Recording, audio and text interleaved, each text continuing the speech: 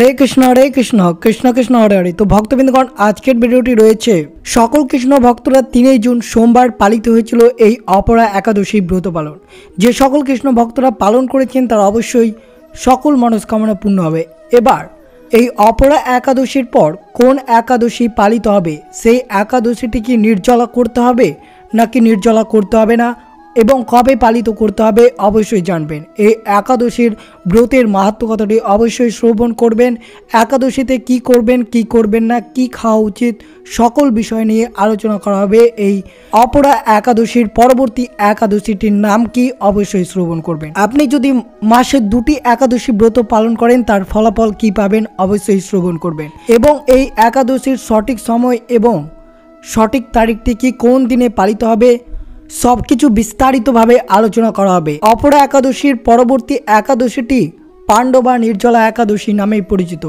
এই পাণ্ডবা নির্জলা একাদশীর সঠিক সময় এবং এই পাণ্ডবা নির্জলা একাদশীটি আপনারা কবে ব্রত পালন করবেন এবং এর পালনের সময় কোন সময়ে পালন করতে হবে অবশ্যই বিস্তারিতভাবে আলোচনা করব। তাই ভিডিওটি সম্পূর্ণ মনোযোগভাবে শ্রবণ করবেন। চ্যানেলে নতুন হয়ে থাকলে দয়া করে চ্যানেলটিকে সাবস্ক্রাইব করবেন, লাইক করবেন, কমেন্টে ভক্তি ভালোবাসার শ্রদ্ধা দিয়ে জয় শ্রীকৃষ্ণের জয় লিখে দিতে ভুলবেন না। অবশ্যই ভিডিওটি সম্পূর্ণ মনোযোগভাবে শ্রবণ করবেন। তো শুরু করা যাক আজকের ভিডিওটি। যে সকল কৃষ্ণ ভক্তরা 3 জুন অপরা একাদশী ব্রত পালন করেছেন তারা এই বছর অর্থাৎ 2024-এ পাণ্ডবা নির্জলা একাদশী কবে ব্রতটি পালন করবেন, সেই শুভ সময়টি কখন এবং এই পাণ্ডবা নির্জলা একাদশীর দিন কি জল খাওয়া যাবে অবশ্যই জানবেন। জ্যৈষ্ঠ শুক্লপক্ষের এই নির্জলা একাদশীর ব্রত সম্পর্কে বৈবর্ত পুরাণে শ্রী ভীমসেন ব্যাস সংবাদে বর্ণিত হয়েছে। মহারাজ যুধিষ্ঠির বললেন, হে জনার্দন, আপনি এখন জ্যৈষ্ঠ শুক্লপক্ষের একাদশীর নাম ও মাহাত্ম্য এবং এর পুজোবিধি আমার কাছে বর্ণনা করুন সবিস্তারে।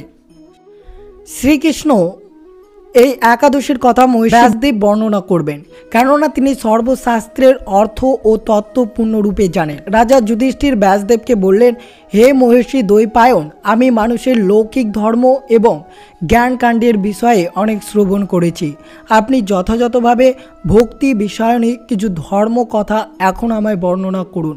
শ্রী ব্যাসদেব বললেন, হে মহারাজ, তুমি যেসব ধর্মকথা শুনেছ এই কলিযুগের মানুষের পক্ষে সে সমস্ত পালন করা অত্যন্ত কঠিন, যা সুখে সামান্য খরচে অল্প কষ্টে সম্পাদন করা যায়, অথচ মহাফল প্রদান করে এবং সমসার স্বরূপ সেই ধর্মেই কলিযুগে মানুষের পক্ষে করা শ্রেয়। সেই ধর্মকথা অবশ্যই আপনারা শ্রবণ করবেন। প্রথমে জানবেন এই পাণ্ডব নির্জলা একাদশী কবে ব্রতটি পালন করতে হবে, এর সঠিক শুভ সময় কখন। হিন্দু সংস্কৃতিতে একাদশীর একটি উল্লেখযোগ্য স্থান রয়েছে। এটি ভগবান বিষ্ণুর উপাসনা করার অন্যতম শুভ দিন হিসেবে বিবেচনা করা হয়। হিন্দু ক্যালেন্ডার অনুসারে একাদশী চন্দ্রচক্রের 11তম দিনে পড়ে। 2টি চন্দ্রচক্রের নাম শুক্লপক্ষ ও কৃষ্ণপক্ষ। চন্দ্রের উজ্জ্বলতম পাক্ষিকে বলা হয় শুক্লপক্ষ এবং অন্যদিকে অন্ধকার পক্ষকালকে বলা হয় কৃষ্ণপক্ষ।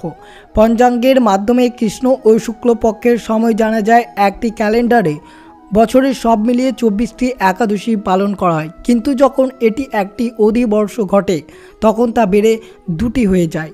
অনুসরণ করা হয় কঠিনতম একাদশীর মধ্যে একটি নির্জলা একাদশী। প্রতিটি একাদশীর নিজস্ব তাৎপর্য, নিজস্ব পুজোবিধি এবং নিজস্ব ব্রত মাহাত্ম্য কথা রয়েছে। একাদশীর সময় ভক্তরা ব্রত ও পুজো করেন এবং ভগবান বিষ্ণুরও পুজো করেন। উপবাসটি একটি পূর্ণ দিনের উপবাস এবং কখনো কখনো অনুসরণ করা খুব কঠিন হয়ে যায়। একাদশী সারা ভারতেই পালিত হয়। হিন্দু পঞ্জিকা অনুসারে নির্জলা একাদশীটি জ্যৈষ্ঠ মাসের শুক্লপক্ষে পড়ে। এটি ভীমসেন একাদশী নামে পরিচিত। নির্জলা শব্দটি স্বব্যাখ্যামূলক। নির মানে হচ্ছে না আর জলা মানে হচ্ছে জল। কিছু না খেয়ে ও জল না খেয়ে যে ব্রতটি পালন করা হয় তাকে নির্জলা একাদশী বলা হয়। এটি অন্যতম কঠিন একটি একাদশী ব্রত। যে 26টি একাদশী রয়েছে সেই 26টি একাদশীর মধ্যে এই নির্জলা একাদশী ব্রতটি খুব কঠিন একাদশী। নির্জলা একাদশীকে সবচেয়ে ফলদায়ক কিন্তু সবথেকে কঠিন একাদশী বিবেচনা করা হয়। হিন্দু সংস্কৃতিতে এর গুরুত্ব অপরিসীমা। একাদশী অত্যন্ত শুভ এবং এটি মোক্ষ, সমৃদ্ধি, আনন্দ এবং জীবন শক্তি প্রদান করে। আপনি যদি সমস্ত 24টি একাদশী করতে চান কিন্তু কোনো না কোনো কারণে পালন করতে না পারেন, তাহলে তিনি এই নির্জলা একাদশী পালন করলে সমস্ত একাদশীর পুণ্য লাভ করতে পারবেন। নির্জলা একাদশীর উপকারিতা ব্যাখ্যা করেছেন ঋষি ব্যাস। হিন্দুদের যে কোনো পবিত্র তীর্থস্থানে যাওয়ার চেয়েও এটিকে অধিক পবিত্র বলে মনে করা হয়। বিশেষজ্ঞদের মতে একাদশী যেহেতু বর্ষার ঠিক আগে আসে, তাই এটি আত্মা ও শরীরকে পরিশুদ্ধ করতে সাহায্য করে। এটি একটি জনপ্রিয় বিশ্বাস যে এই ব্রত এবং পূজা সম্পাদন করলে সরাসরি মোক্ষের প্রবেশ ঘটবে এবং এটি সরাসরি ভগবান বিষ্ণুর বাসস্থান বৈকুণ্ঠ ধামে চলে যাবে। তাই এই একাদশী পালনের জন্য ব্রত ও আচার কঠোরভাবে পালন করা উচিত। এবার জানুন নির্জলা একাদশী কোন তারিখে, কোন শুভ সময়ে এবং পালনের কোন সময় পালন করতে হবে। এই পাণ্ডবা নির্জলা একাদশী জ্যৈষ্ঠ মাসের শুক্লপক্ষের একাদশীতে নির্জলা একাদশী উদযাপিত হয়। এর সবচেয়ে বেশি ধর্মীয় তাৎপর্য রয়েছে এবং এটি 2024-এ পালিত হবে 18 জুন 2024। বাংলার 3 আসর 18 জুন 2024 এই পাণ্ডবা নির্জলা একাদশীটি পালন করতে হবে। সেটি সোমবার পড়েছে এবং পালনের সময় অর্থাৎ মঙ্গলবারে আপনাদের পালন করতে হবে সকাল 4:51 থেকে 9:20 মধ্যে আপনাদেরকে পালন করতে হবে। তবে আমাদের এই একাদশীটি পালন করতে হবে 18 জুন মঙ্গলবার। কিভাবে নির্জলা একাদশীর পুজো বিধি এবং উপবাস করবেন? নাম থেকে বোঝা যায় নির্জলা একাদশী কিছু খাওয়া বা জল পান করা একবারে উচিত নয়। তাই একে সকল পবিত্র ও কঠোর একাদশী ব্রত রয়েছে। এছাড়াও একাদশীর সময় কঠোর গ্রীষ্মের মাস পড়ে, তাই খাবার পরিহার করা সহজ নয়। উপবাস 24 ঘন্টায় থাকতে হবে আপনাদেরকে। একাদশীর তিথির সূর্যোদয় থেকে দ্বাদশী তিথির সূর্যোদয় পর্যন্ত ব্রত শুরু করতে হবে। আপনি যদি কোনো ধরনের চিকিৎসা রোগে ভুগছেন তাহলে এই সম্পূর্ণ উপবাস না করার পরামর্শ দেই। পরবর্তী বিশুদ্ধ হৃদয় এবং নিয়ত সহ ভক্তরা আংশিক উপবাস রাখতে পারেন। ভগবান বিষ্ণুর উপাসনা গুরুত্ব রয়েছে শাস্ত্রে। নির্জলা একাদশীর ব্রত এটি তিথির দশমী দিন অর্থাৎ একাদশীর আগের দিন ব্যক্তি তার প্রার্থনা এবং নৈবেদ্য শেষ করতে হবে এবং সূর্যাস্তের আগে একটি সাত্ত্বিকত খাদ্য গ্রহণ করবে। খাদ্য তালিকায় ভাত বর্জন করা উচিত। তারপর সেই সময় থেকে পূর্ণ একাদশীর দিন পর্যন্ত উপবাস চলতে থাকতে হবে। পরের দিন অর্থাৎ সূর্যোদয়ের পর দ্বাদশীর দিনে উপবাস শেষ হয় এবং ভগবান বিষ্ণুর উপাসনা করে। ব্রাহ্মণ ভোজন ব্রাহ্মণদের আশীর্বাদ পাওয়ার জন্য শুভ বলে মনে করা হয়। নির্জলা একাদশীর পুজো বিধান। পুজো শুরু হয় ভগবান গণেশের আহ্বান মন্ত্র দিয়ে, তারপর ভগবান বিষ্ণুর আহ্বান করবেন।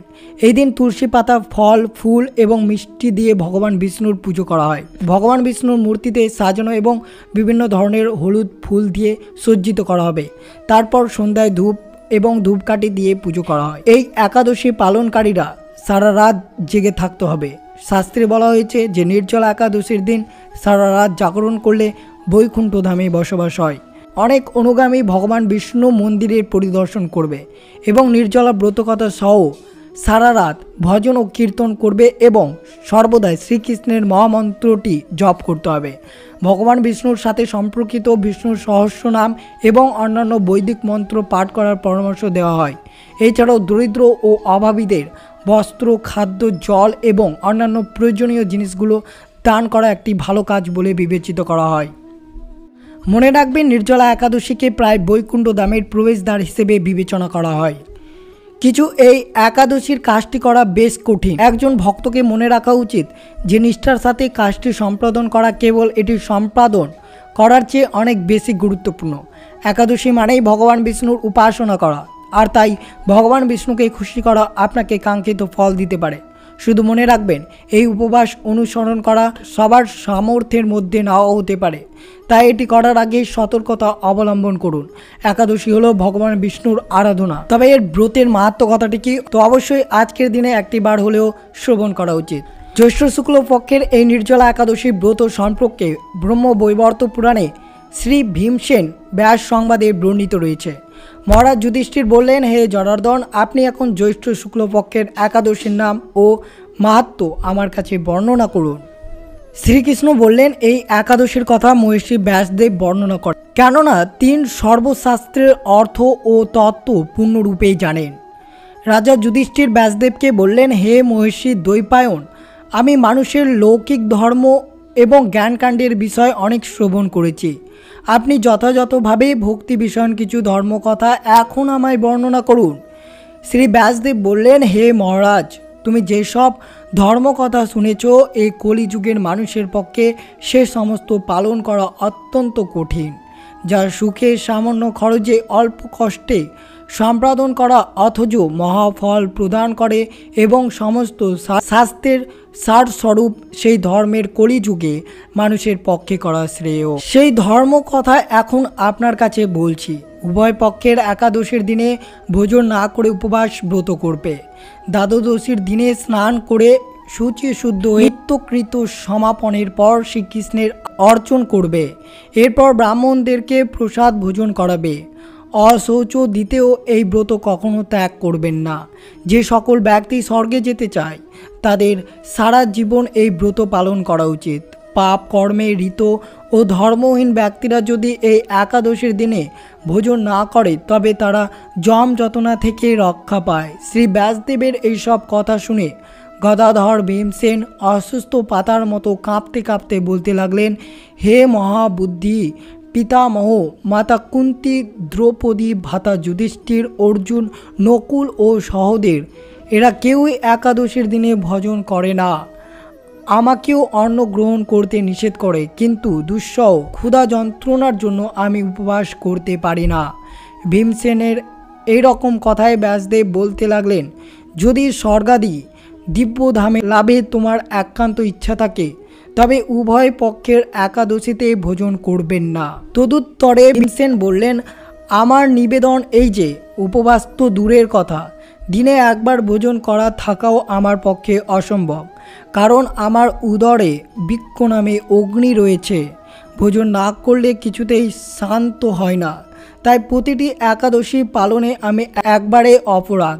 হে মহর্ষি, বছরে একটি মাত্র একাদশী পালন করে যাতে আমি দিব্যধাম লাভ করতে পারি এরকম কোনো একাদশীর কথা আমাকে নিশ্চয় করে বলুন। তখন ব্যাসদেব বললেন, জ্যৈষ্ঠ মাসের শুক্লপক্ষের একাদশী তিথিতে জলপান পর্যন্ত না করে সম্পূর্ণ উপবাস থাকবে, তবে আজ মনে দোষ হবে না। এই দিন অন্নাদি গ্রহণ করলে ব্রত ভঙ্গ হয়। একাদশীর দিন সূর্যোদয়ের থেকে সূর্যাস্ত পর্যন্ত জলপান বর্জন করলে অনায়াসে 12টি একাদশীর ফল লাভ হয়ে যায়। বছরে অন্যান্য একাদশী পালনে অজান্তেই যদি কখনো ব্রত ভঙ্গ হয়ে যায় তাহলে এই একটি মাত্র একাদশী পালনে সেই সব দোষ দূর হয়ে যায়। দ্বাদশীর দিনে ব্রহ্মা মুহূর্তে স্নানাদি কার্য সমাপ্ত করে শ্রীহরির পুজো করবে। সদাচারী ব্রহ্মাণ্ডের বস্ত্রাদি দানসহ ভোজন করিয়া আত্মস্বজনের সঙ্গে নিজে ভোজন করবে। এইরূপ একাদশী ব্রত পালন করলে যে প্রকার পুণ্য সঞ্চিত হয় এখন তা শ্রবণ করো। সারা বছরের সমস্ত একাদশীর ফল এই একটি মাত্র ব্রতর উপবাসে লাভ করা। আমার শরণাপন্ন হয়ে সেই নির্জলা একাদশী ব্রত পালন করে তার সর্বপাপ মুক্ত হবে। সারা বছরের সমস্ত একাদশীর ফল এই একটি মাত্র ব্রত উপবাস করে লাভ করা যায়। শঙ্খ, চক্র, গদা পদ্মাধারী ভগবান শ্রীকৃষ্ণ আমাকে বলেছেন, বৌদ্ধিক ও লৌকিক সমস্ত ধর্ম পরিত্যাগ করা যায় একমাত্র আমার শরণাপন্ন হয়ে এই নির্জলা একাদশী ব্রত পালন করে তারা সর্বপাপ মুক্ত হয়। বিশেষত কলিযুগে ধন সম্পদের দানের মাধ্যমে সদ্গতি সংস্কারের মাধ্যমে যথা কল্যাণ লাভ হয় না। কলিযুগে দ্রব্য শুদ্ধি নেই, কলিতেও শাস্ত্রোক্ত সংস্কার বিশুদ্ধ হয় না, তাই বৌদ্ধিক ধর্ম কখনো সুসম্পন্ন হতে পারে না। হে ভীমসেন, তোমাকে বহু কথার বলার আর প্রয়োজন কি? তুমি উভয় পক্ষের একাদশীতে ভোজন করবে না। যদি তাতেও অসমর্থ হও তবে জ্যৈষ্ঠ মাসের শুক্লপক্ষের একাদশী অবশ্যই নির্জলা উপবাস করবে। এই একাদশীতে ব্রত ধনাধান্য ও পুণ্যদায়িনী। যমদূতগণ এই ব্রত পালনকারীকে মৃত্যুর পরও স্পর্শ করতে পারে না। পক্ষান্তরে বিষ্ণুদূতগণ তাকে বিষ্ণু লোকে নিয়ে যান। শ্রী ভীমসেন ওই দিন থেকে নির্জলা একাদশী পালন করতে থাকায় এই একাদশী পাণ্ডবা নির্জলা বা ভীমসেনী একাদশী নামে প্রসিদ্ধ রয়েছে। এই নির্জলা একাদশীতে পবিত্র তীর্থে স্নান, দান, জপ, কীর্তন ইত্যাদি যা কিছু মানুষ করে তা অক্ষয় হয়ে যায়। যে ব্যক্তি ভক্তি সহকারে এই একাদশীর মাহাত্ম্য পাঠ বা শ্রবণ করেন তিনি বৈকুণ্ঠ ধামে প্রাপ্ত হন। অবশ্যই মনে রাখবেন, এই নির্জলা একাদশীতে কোনো রকমের জল খাওয়া যাবে না, এবং যদি আপনারা নির্জলার উপবাস করেন তাহলে কত ফল লাভ হবে তা আপনি ভাবতেও পারবেন না। এবং যদি বছরে 26টি একাদশীর মধ্যে এই নির্জলা একাদশী সর্বশ্রেষ্ঠ একাদশী বলে মনে করা হয়, তাই এই একাদশীতে 5 রকমের রবি শস্য গ্রহণ করবেন না। ধান জাতীয় সকল প্রকার খাদ্য, ধান থেকে কী তৈরি হয়, যেমন চাউল, মুড়ি, চিড়া, সুজি, পায়েস, খিচুড়ি, চাউলের পিঠা, খই ইত্যাদি, এই যাবতীয় জিনিস ধান থেকে তৈরি হয়, তাই ধান জাতীয় সকল প্রকার খাদ্যগুলো গ্রহণ করবেন না। গম জাতীয় সকল প্রকার খাদ্য যেমন আটা, ময়দা, সুজি, বেকারি রুটি বা সকল প্রকার বিস্কুট, হরলিক্স জাতীয় ধরনের জিনিস এই গম থেকে তৈরি হয়, তাই গম জাতীয় সকল প্রকার খাদ্য আপনাকে একাদশীর দিন বর্জন করতে হবে। জব বা ভুট্টা জাতীয় সকল প্রকার খাদ্য যেমন ছাতু, রুটি ইত্যাদি থেকে আপনাকে এই সমস্ত একাদশীতে এই সবগুলো বর্জন করতে হবে। ডাল জাতীয় সকল প্রকার খাদ্য যেমন মুগ, মশকালাই, খেসারি, মুসুরি, ছোলা, অড়হর, ফেলন, বরবটি ও ছিম ইত্যাদি সকল প্রকার খাদ্য আপনাকে ত্যাগ করতে হবে। সরষার তেল, সোয়াবিন তেল, তিল তেল ইত্যাদি তেল আপনাকে বর্জন করতে হবে। এই পঞ্চরবি শস্যের যে কোনো একটি একাদশীতে গ্রহণ করলে ব্রত ভঙ্গ হয়ে যাবে। যারা সাত্ত্বিক আরোহী নন এবং চা, বিড়ি, সিগারেট, পান, কফি ইত্যাদি নেশা জাতীয় দ্রব্য গ্রহণ করেন তারা অবশ্যই মনে রাখবেন, এই একাদশী ব্রত পালনের সময় এগুলো গ্রহণ করা একবারেই ভালো নয়। একাদশী করলে যে কেবল নিজের জীবনে সদ্গতি হবে তা নয়, নিজের প্রয়াত পিতামাতা নরকবাসী হলে তারা নরক থেকে উদ্ধার পাবে। যদি কেউ কোনো বিধি নিষেধ পালন ছাড়াই উদ্দেশ্যহীনভাবে একাদশী থাকে তবে ওই ব্যক্তির একাদশী সম্পূর্ণ ফল পাবে। একাদশীতে অন্ন ভোজন করলে এবং অন্যকে করালে নরকবাসী হতে হবে। কাজে আমাদের সকলের দরকার এই একাদশী ব্রত পালন করা। অবশ্যই আপনাদের সাথে পালনের সময় তুলে ধরেছি, অবশ্যই একবার সম্পূর্ণটা শ্রবণ করে তবেই বুঝতে পারবেন। এবং এই পঞ্চরবি শস্য ভগবানকে নিবেদন করে প্রসাদ গ্রহণ করে পালন করার বিধি রয়েছে। নতুবা যদি আপনারা একাদশীর ব্রত পালন করেও যদি আপনারা পালন না করেন তাহলে একাদশীর কোনো ফল লাভ হবে না। তাই একাদশী ব্রত পালনের প্রকৃত উদ্দেশ্য কেবল উপবাস করা নয়, নিরন্তর শ্রী ভগবানের স্মরণ, মনন, শ্রবণ, কীর্তনের মাধ্যমে এই একাদশীর দিনটিকে আপনাকে অতিবাহিত করতে হবে। এই সকল কৃষ্ণ ভক্তরা এই নির্জলা একাদশীর ব্রত পালন করবেন তারা অবশ্যই সর্বদাই শ্রীকৃষ্ণকে স্মরণ করবেন, শ্রীকৃষ্ণের মন্ত্র জপ করবেন এবং যতটুকু সামর্থ্য শ্রীমদ্ ভগবদ্ গীতা শ্রবণ বা পাঠ করবেন এবং ব্রত কথাটি মনোযোগভাবে যতবার শ্রবণ করবেন ততবার আপনাদেরই লাভ। অবশ্যই এই একাদশীর দিন 25 মালা জপ করবেন শ্রীকৃষ্ণের মহামন্ত্রটি। এই দিন একাদশীর দিন তৈল, মর্দন, সাবান ব্যবহার, পরনিন্দা, মিথ্যা ভাষণ, ক্রোধ, যৌনাঙ্গ সম্পূর্ণরূপে নিষিদ্ধ। অবশ্যই এই দিনে নারীদেরকে সম্মান প্রদান করবেন এবং যতটা সম্ভব বিষ্ণুকে ভক্তি, ভালোবাসা, শ্রদ্ধা দিয়ে পুজো অর্চনা করে দিনটিকে আপনাকে অতিবাহিত করতে হবে। কথিত আছে যে জ্যৈষ্ঠ মাসের শুক্লপক্ষের একাদশীতে নির্জলা একাদশী উদযাপিত হয়। এর সবচেয়ে বিশেষ ধর্মীয় তাৎপর্য রয়েছে। কথিত আছে যে এই দিনে যে বিষ্ণুর উপবাস অর্থাৎ একাদশীর উপবাস পালন করে তার সমস্ত ইচ্ছা পূরণের জন্য অত্যন্ত ফলদায়ক এবং ভগবান বিষ্ণুর আশীর্বাদ পাওয়া যায় উপবাস করে এদিন একাদশী পালনে।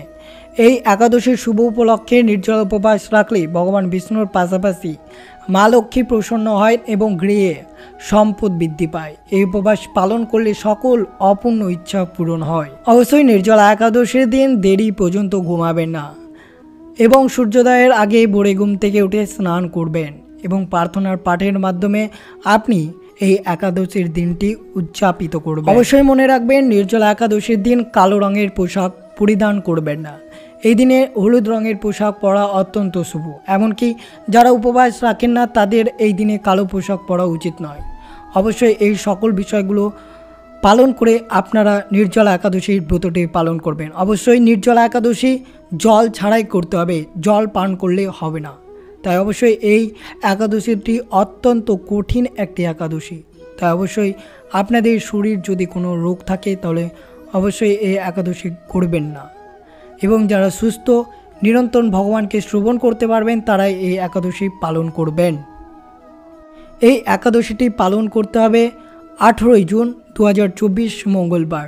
অবশ্যই পাণ্ডব নির্জলা একাদশীটি বা ভীমসেনী একাদশীটি অবশ্যই ব্রত পালন করবেন এবং অবশ্যই পারলে অন্যদেরকে উৎসাহিত করবেন এই একাদশীর ব্রত পালন করতে। তো এই ছিল ভিডিওটি ভালো লাগলে অবশ্যই চ্যানেলটিকে সাবস্ক্রাইব করবেন, লাইক করবেন, কমেন্টে ভক্তি ভালোবাসার শ্রদ্ধা দিয়ে জয় শ্রীকৃষ্ণের জয় লিখে দিতে ভুলবেন না, এবং ভিডিওটি আপনার ভক্ত বা আত্মীয় বা বন্ধুদের, যে সকল বন্ধুরা অর্থাৎ যে সকল ভক্তরা এই একাদশী ব্রত পালন করেন তাদের সাথে শেয়ার করে দেবেন। সুস্থ থাকবেন, সতর্ক থাকবেন। জয় শ্রীকৃষ্ণ, রাধে রাধে।